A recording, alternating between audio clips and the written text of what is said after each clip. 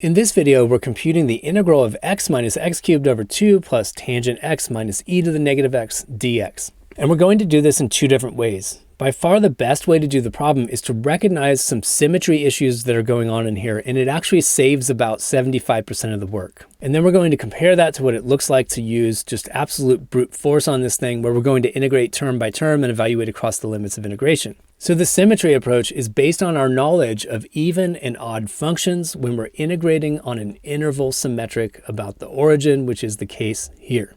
And if this is a new concept for you, I'll post a link at the top of the screen to my basic introduction to function parity, in other words, the evenness and oddness of functions. What I notice in this integral is that I could, in principle, just split it up into 4 different integrals over all these different terms. I'm not actually going to expand and write that because it's not necessary.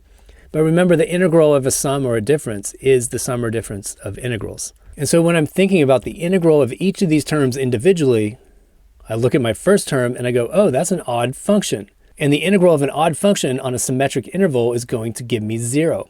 And again, the reason I can tell this is an odd function is because if I replace x with negative x, I get the negative of the original function. So there's an odd piece that's going to give us a 0 contribution to the total.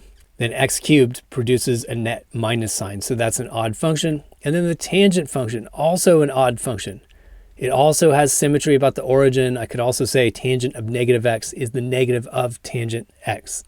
So all 3 of those guys are gone. But this decaying exponential term, e to the negative x, that's not even or odd. It doesn't have symmetry about the y-axis or the origin, so we're going to have to deal with that one. But this is a pretty cool result because looking at symmetry has eliminated 3/4 of the terms in this problem, and all I really have to do is the integral of e to the negative x.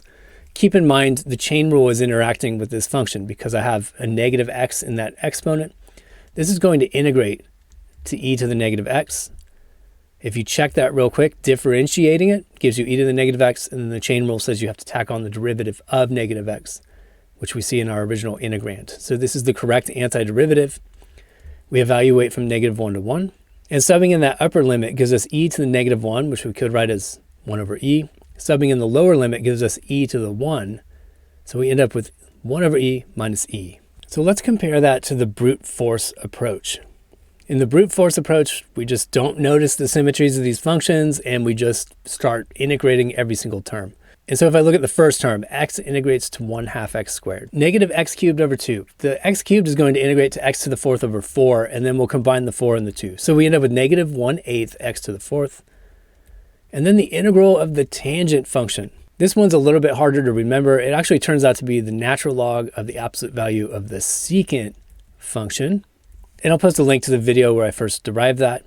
And then finally, we have the integral of our negative e to the negative x piece, which again is just a positive e to the negative x. And now we have to evaluate this all the way from -1 to 1. So we can start subbing things in, but I do want to point out you can kind of see some cancellations coming here because I have an x squared over here.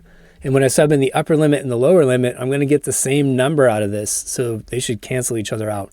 But let's just pretend we don't see it. And I sub in my 1. And I end up with 1/2 minus 1/8 plus the natural log of the absolute value of the secant of 1 plus e to the -1. And then our lower limit.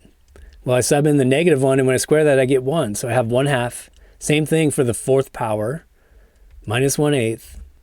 And then I have a natural log absolute value of the secant of -1. And I'll get back to that term in a second. And then I have an e to the 1. Now the 1/2 and the 1/8 clearly cancel out here. But then I have this troubling issue with the natural log of the absolute value of the secant of 1 minus the natural log of the absolute value of the secant of -1. And then I have a plus 1 over e minus e. And so you do still have to know something about the symmetry of the secant function here to figure this out. You have to know that the secant of -1 is the same thing as the secant of 1, and that's because it's 1 over the cosine function, and the cosine function is an even function. So if you plug in a negative x to the cosine function, you just get the same cosine x to pop out.